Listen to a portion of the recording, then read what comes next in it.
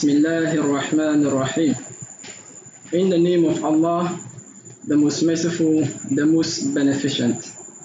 After glorifying the Almighty Allah and praising the Holy Prophet, peace and blessings of Allah be upon him, I greet you with the humble salutation. Assalamu alaikum wa rahmatullahi ta'ala wa barakatuh. May Allah's peace, mercy and blessings be upon you all. Fellow Ghanaians, ladies and gentlemen, I come before you this evening to briefly address some matters arising from the comments made by the Supreme Court Judge nominee, Justice Tánko before the Appointment Committee on Monday, the 11th of May 2020.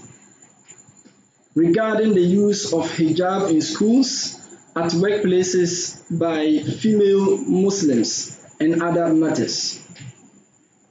Before I delve into commenting on his stance, I wish to, on behalf of GMSA, congratulate him on his appointment as a Supreme Court judge. Ladies and gentlemen, the nominee, in his response to the question posted by a panel member of the Appointment Committee on the issue of hijab discrimination at the various institutions, misled the public by stating unambiguously, as though he is an Islamic clergy, that not putting on the hijab by the Muslim girl child does not take anything away from her religion.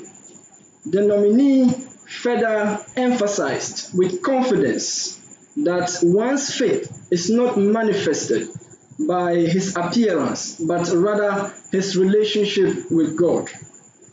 Disappointedly, he also described the enforcement of a constitutional right enshrined in Articles 17 and 21 as a matter of choice by authorities of the various institutions. It is worth noting that while the questioner was consistently using Article 17 of the Constitution of the nation as the basis for his question, the learned judge supplied his prejudiced response without any legal foundation, except his apparent dislike for the idea of wearing hijab. The National Executive Committee and the entire membership of Ghana Muslim Students Association wishes to express our engraved disappointment in the response of the senior learned brother, whose guidance and mentorship was so much hoped for by particularly the oppressed members of GMSA fraternity at both learning institutions and even at workplaces in Ghana over the years. GMSA further wishes to state its absolute disagreement and categorical rejection of his opinion on the matter. GMSA does not expect him to be biased towards Muslims on national and constitutional issues. But we hold the belief that at least he won't be biased against us, which even if he is, we will not condone it anyway. It was our expectation that he will candid, firm and loyal to the true tenets of the law and uphold all what the Constitution seeks to achieve in its spirit. Our major concern is that his unfortunate comment has the tendency to impede and jeopardize the consolidated gains that the long-term benefit of interfaith dialogue has brought about in the realm of interreligious cooperation and concerns over religious accommodations in both publicly funded and religiously affiliated schools. As a Supreme Court judge nominee, we expect his public remarks to promote peaceful religious coexistence and not vice versa. GMSA in our sole combat have over the period of 47 years struggled with the injustice our members have been meted or subjected to by a portion of institutional authorities.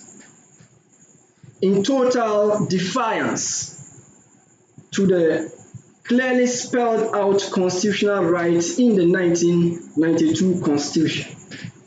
It is worth noting that Article 21, Clause 1C of the 1992 Constitution provides every citizen their right to belong to a religion of their choice and manifest the practice of that religion without any infringement. It is crucial to note that in the spirit or in the basis of Article 17 and 21 of the Constitution of our nation, that the Ministry of Education drafted its policy to prohibit the constitutional unacceptable act of denying Muslim students the full manifestation of their fundamental rights in our respective schools and forcing them to attend non-academic activities that violate their religious belief. Let us set some facts straight for the general public and for our senior brother, Justice Tánko, on Islamic prescriptions, on hijab and other matters he commented on. First of all, hijab is not a choice in Islam. It is a divine prescription by Allah to Muslims.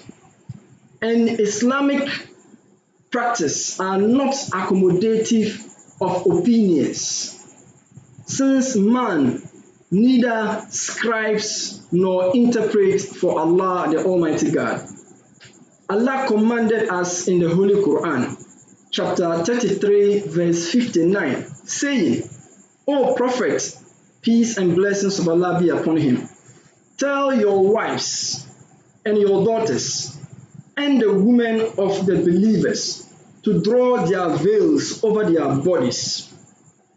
That is more suitable for them, that they will be known as free, respectable women, so as not to be abused. Allah is ever forgiving and most merciful.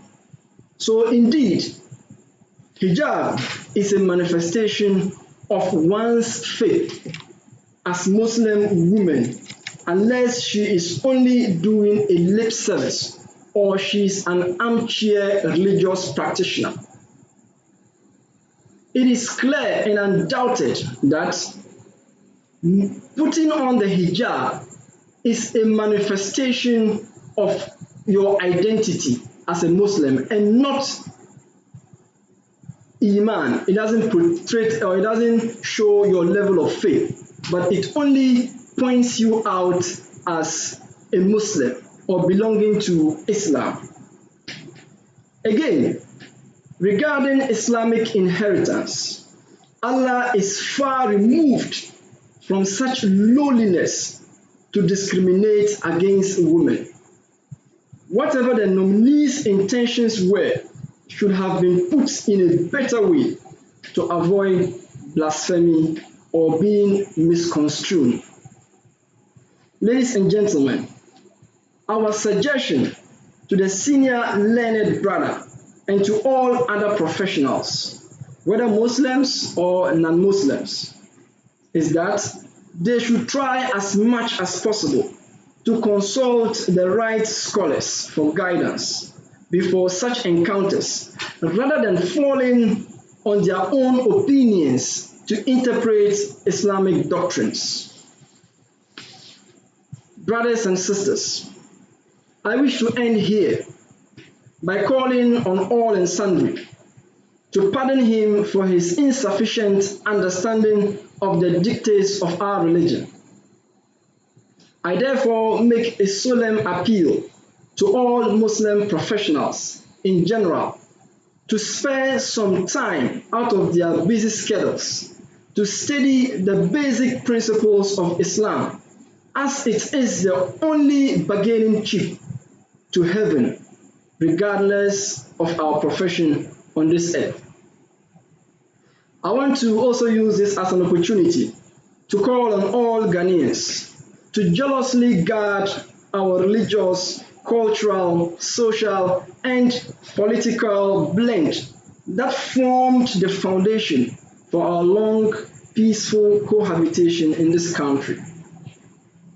Let's together say no to all forms of discrimination and be more tolerant and accommodative to divergent faiths in our learning institutions and at workplaces. Thank you very much for your time. God bless GMSA and God bless our homeland Ghana. Wassalamu alaikum wa rahmatullahi ta'ala wa barakatuh. Thank you very much.